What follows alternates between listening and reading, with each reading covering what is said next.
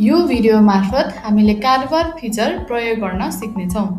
कारोबार बटनमा क्लिक गरेपछि यो स्क्रिन खुल्छ। यहाँ तपाईले कुल आम्दानी, दैनिक खर्च र लेजर खर्च छुट्टै देख्न सक्नुहुन्छ। यसले तपाईलाई कति खर्च भयो र कति आम्दानी भयो भन्ने कुरा सजिलै विश्लेषण गर्न मद्दत गर्छ। तपाईले कुनै पनि पार्टीको ट्रान्ज्याक्सन वा आम्दानी, खर्च र लेजरको टाइटल सजिलै सर्च गर्न सक्नुहुन्छ।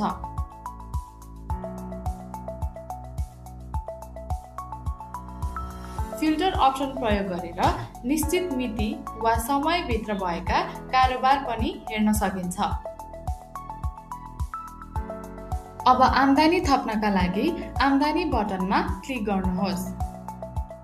त्यसपछि आम्दानी प्राप्त गर्ने साइटको नाम, आम्दानीको शीर्षक, रकम, मिति र विकल्प भर्नुहोस्।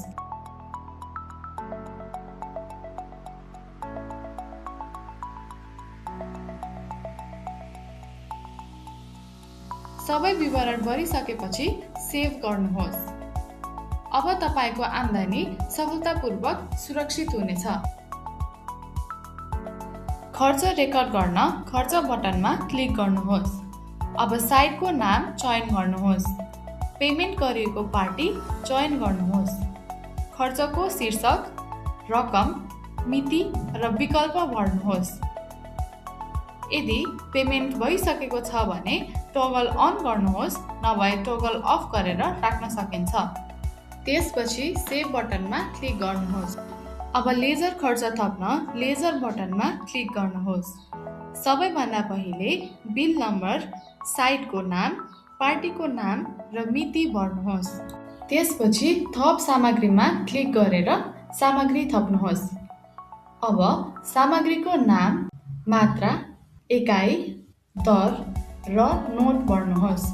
यदि अर्को आइटम थप्न चाहनुहुन्छ भने फेरि एड बटनमा क्लिक गरेर थप आइटम राख्न सक्नुहुनेछ। अन्त्यमा भुक्तानी भएको हो वा होइन भनेर चयन गर्नुहोस्। त्यसपछि सेभ गर्नुहोस्। अब तपाईको लेजर खर्च सफलतापूर्वक सुरक्षित हुनेछ। तपाईले राख्नु भएको हरेक कारोबार सजिलै हेर्न सक्नुहुनेछ। सम्पादन गर्नुपर्ने अवस्थामा सम्पादन बटनमा क्लिक गरी आवश्यक विवरण अपडेट गरेर फेरि सेभ गर्न सक्नुहुनेछ। त्यसैगरी कारोबार डिलिट गर्नुपर्ने अवस्थामा डिलिट बटनमा क्लिक गरी मेटाउनुहोस्मा थिचेर सजिलै हटाउन सकिन्छ।